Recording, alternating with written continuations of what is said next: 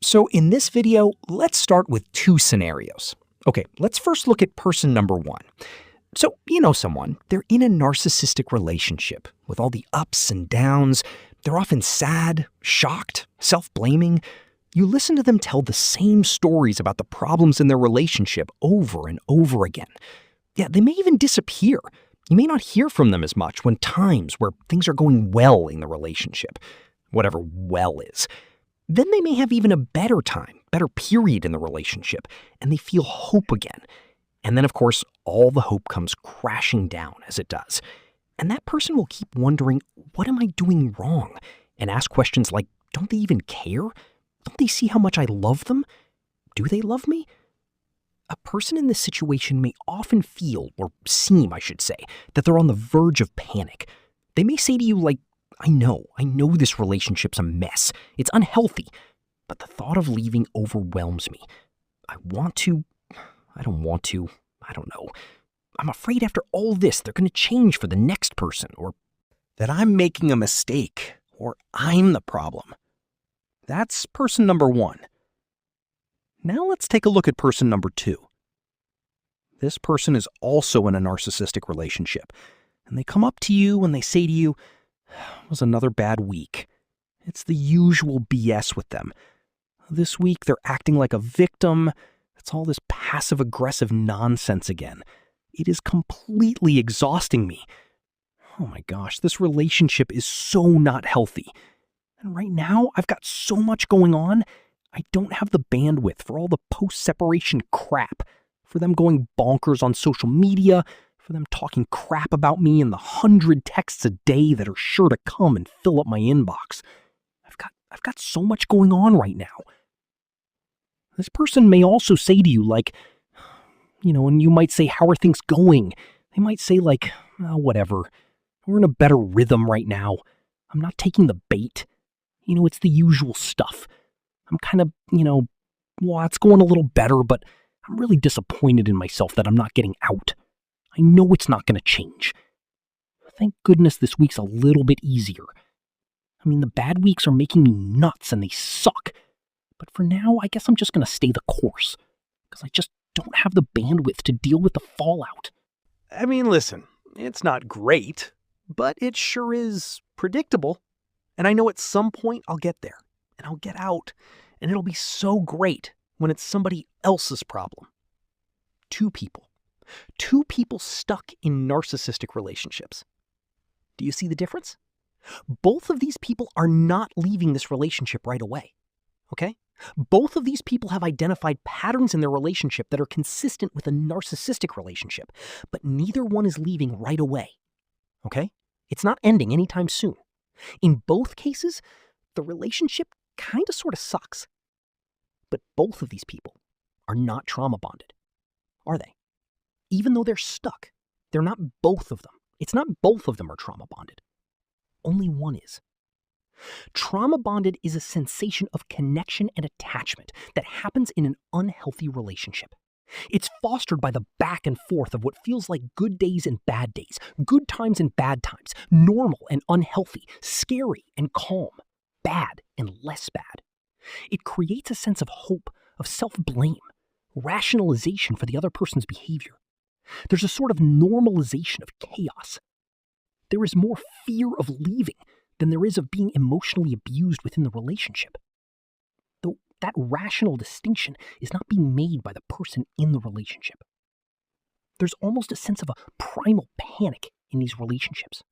And some of this can relate back to prior trauma, fears of rejection, fears of abandonment. And this trauma bond is something that very often does show up in narcissistic relationships, because the narcissistic person's personality itself is always on this up and down roller coaster. Happy and even kind of fun, and dare I say even sometimes nice, when they feel well supplied and on a pedestal, and life is going the way they want with minimal threats or don't go their way, they can go from warm or seductive to nasty and manipulative, honestly, in minutes. And what people find is this very fractured attachment. You attach to the good part of them, or feels like the good part, and then you hold on for dear life when the bad part shows up. you might also try to attach to that bad part. Trauma bonds are kept in place by the lack of clarity of what's happening. I mean, listen, to really see what's happening in a narcissistic relationship and understand, it can be scary for a trauma-bonded person, because that removal of hope that this could someday be better or someday could always just be the good moments, the idea that that could be lost is overwhelming. And in the trauma-bonded person, these, again, more ancient fears or experiences with abandonment, as well as this perhaps being, maybe this is the only kind of relationship you've ever known. Up, down, all around, safe, unsafe, back and forth. Means that a person who is in a trauma-bonded relationship, they almost feel overtaken by the relationship, like it's magically magnetic. Why can't I get out? Why do I feel calmer when I know I'm going to see them, even when they are awful to me? The trauma-bonded person actually can know this sucks, but feels an even more compelling, almost mysterious pull to stay in the relationship. The idea of leaving feels worse than staying and continuing to endure the toxic patterns. For many people, the trauma-bonded template got sort of baked into their psyche when they were children and got accustomed to trying to attach to parents who were inconsistent, unreliable, dysregulated, or unavailable. Listen, a kid doesn't have the luxury of just writing off the parent. They have to make it work. So the trauma bond becomes a way to stay attached to the unavailable or abusive caregiver. So knowing all that, if I were to ask you which one of these people is trauma bonded, you would say person number one. They are the one who is caught in the riptide and doesn't know what to do. In my work, in my practice, when I talk to people who are fully in the trauma bond, I don't try to break it or cut it. I just let them talk. There's absolutely no point in me telling them, this isn't going to change. None of this is your fault. It's not you. I'll lose the patient. Walking away from me and the reality check would be a hell of a lot easier than walking away from the trauma-bonded pattern.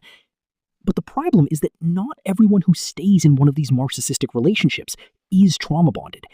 The trauma-bonded person has lost what we call agency, the fully independently and autonomously feeling that they can make a decision. They feel like their decisions almost aren't their own. I hate to say it, but it's almost like being possessed by an invisible force or an invisible fear. So that second person, they're probably not trauma bonded. They realistically Exaggerated, which, might feel like a bit of a trauma bonding light. It could be a different, but more, feels like less panicky pathway to staying in the relationship and not disrupting the status quo. Sort of living in the fear of how bad it will be if you go, rather than the traditional trauma-bonded feeling of, I can't live without them, right? But sometimes people do get it, and they do see it, and will say, my partner has a ton more money, they're really connected in this town.